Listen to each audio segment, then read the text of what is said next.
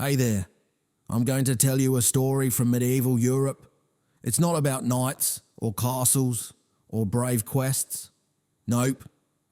This story is about Jakob, a medieval executioner, the man everyone dreaded, nobody really wanted to meet, and who lived a life far darker than you might imagine. Imagine waking up every morning, knowing your job is to end lives, not save them, not heal them, but end them. Imagine living on the outskirts of town, shunned, feared, and burdened with an unshakable stigma. That was Jakob's life, but it wasn't just about swinging an axe. It was about loneliness, weird customs, endless pressure, and a job so gruesome it would make most people run screaming. Jakob wasn't born into easy circumstances. His family had been executioners for generations, like a cursed heirloom passed from father to son. He didn't choose this life, it chose him. In medieval Europe, executioners were essential, but hated, feared but necessary, cursed but strangely respected, in a grudging sort of way. Jakob's house was a cramped, grimy hut on the edge of town, right next to the muddy river that smelled faintly of rot. The windows were small and always shut tight to keep out the smells from the execution yard. Rats ran rampant. The neighbours crossed the street whenever Jakob came near. Children dared each other to touch his cloak or ran away screaming. Imagine growing up, knowing everyone hates you, not because of anything you did, but because of your family's reputation. Jakob learned early on that a smile wouldn't earn him friends, only silence and maybe a quick polite nod. Even the local priest gave him a wary glance, mumbling prayers about sin and salvation, as if Jakob was already damned. Jakob's life was lonely. His only company were his tools, an axe, a rope, a heavy leather apron, and the ghosts of those he executed.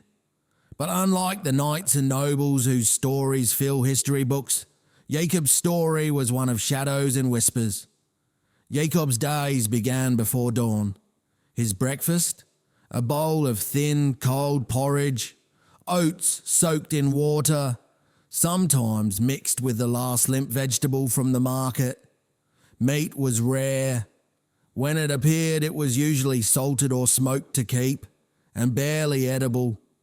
Bread was stale and crumbly, often better for feeding rats than people. On execution days, Jakob's appetite disappeared. The nerves and dread settled in his stomach like a stone. But there was an odd tradition, the hangman's feast.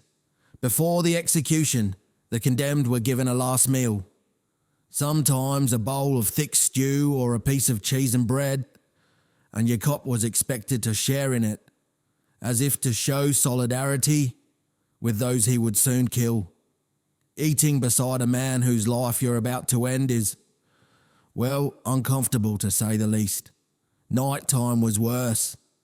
Jakob's bed was a simple wooden frame with a thin straw mattress, smelling faintly of damp earth and old blood. His blankets were thin and smelled faintly of leather and smoke from his hearth. Sleep was haunted by screams from the gallows, the clatter of chains, and visions of the faces he'd seen for the last time. Some nights he awoke with a start, clutching his axe like a lifeline, drenched in sweat. Jakob was constantly exhausted, his body worn from physical labour, and his mind battered by guilt and fear. He lived in a world where every day brought a new death, and every night brought restless dreams. Jakob's axe was his closest companion. It was forged from the best iron the local smith could muster, but medieval metallurgy wasn't perfect. The blade had to be sharp enough to decapitate in one swing, but not so heavy it would tire his arm quickly. Jakob learned to care for it meticulously, sharpening it before every execution, oiling the handle inspecting for cracks. But accidents happened. The axe might slip from his hand mid-swing, or the blade might chip against a stubborn vertebra. One time, Jakob's axe head flew off during an execution, nearly hitting a spectator. That incident earned him a stern warning from the town council, and a lifetime of anxious glances every time he raised the blade. Then there was the rope. Hanging was one of the most common methods of execution, but it required precise calculations. Too short a drop, and the condemned would strangle slowly, agonizingly. Too long, and decapitation was possible, which many considered disrespectful or even blasphemous. Jakob's job was to measure the condemner's weight and height, calculate the drop length, and prepare the noose accordingly. Mistakes could turn a routine execution into a public disaster. Jakob also maintained the gallows, a wooden platform built high above the crowd to maximize the spectacle. It had to be sturdy and clean enough to hold weight and resist decay. Cleaning involved scrubbing dried blood and bits of flesh, a task nobody else wanted. Medieval executions were public events, drawing crowds from near and far. Jakob's workplace was a bustling square, filled with vendors selling pies, ale, and sometimes souvenirs, like pieces of rope or wood from the gallows. Families came, sometimes bringing children who didn't fully understand what they were watching. Children would mimic the screams or argue over who'd be brave enough to be an executioner someday. Adults debated the morality of justice, while others treated it as entertainment, cheering, jeering, or quietly observing. Jakob had to manage the crowd too, not just physically, but emotionally.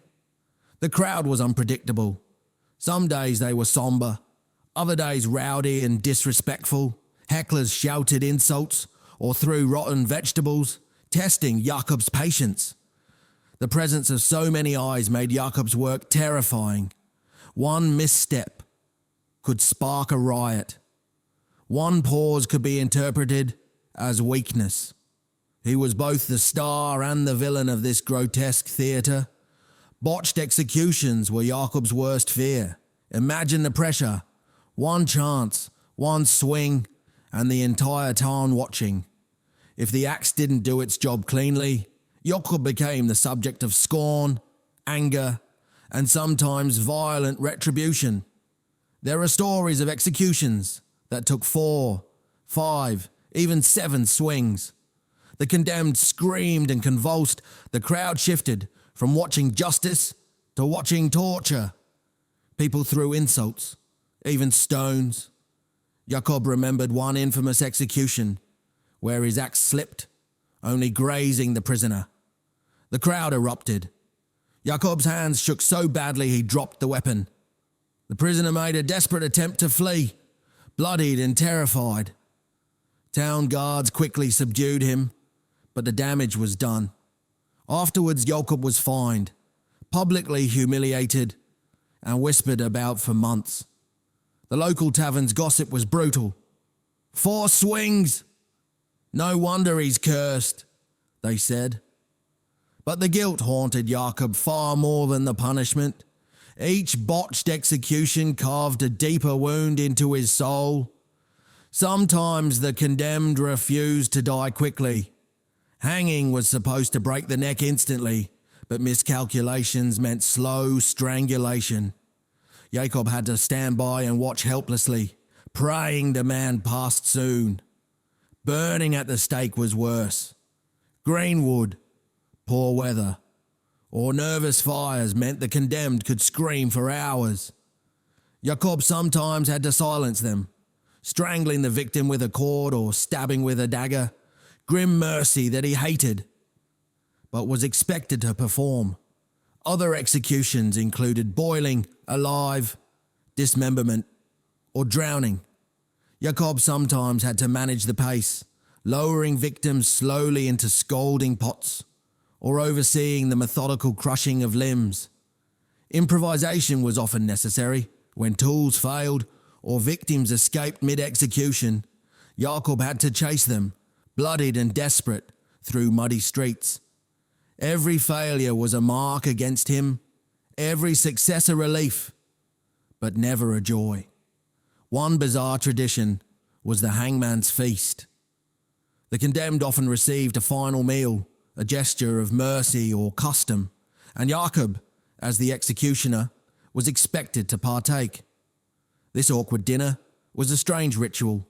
Jakob sat beside men who would soon be dead, sharing bread, stew, or sometimes wine. Some condemned cried, others cursed Jakob silently. Some joked nervously, trying to break the tension. Jakob swallowed his discomfort with each bite. The meal was a brief moment of humanity before the grim finale, but it was awkward and grim in equal measure. You might think Jakob's steady job would bring stability, but his personal life was a mess. Executioners were social pariahs, marriages were rare, and if they happened, it was usually within similarly outcast groups, widows, other executioner families, or prostitutes. Social events were avoided. Neighbours whispered behind closed doors. Children of executioners faced bullying and ostracism. Jakob's son, for example, was known not as Jakob's boy, but Little Death. He was expected to follow in his father's bloody footsteps, trained in sword handling from a young age. Love existed, but it was complicated. Wrapped in fear and isolation, Jakob found solace only in the few close relationships he had, bonding over shared hardship. Jakob's job was brutal not just for others, but for himself. Constant exposure to blood and disease meant a shortened life. Plague outbreaks were common, and executioners often handled infected bodies, putting themselves at risk daily. Jakob's mental health deteriorated over time. The weight of guilt and loneliness grew heavier than his axe. When Jakob finally died, it was quietly, alone in his small hut. No one mourned publicly. His death was marked by a simple burial outside town, no priest's blessing. But Jakob's story didn't end there. His family continued the grim tradition, the curse passing to the next generation. So that's Jakob's story, a man trapped in a brutal, lonely job. A man hated and feared, but absolutely necessary for a society built on harsh justice and public punishment.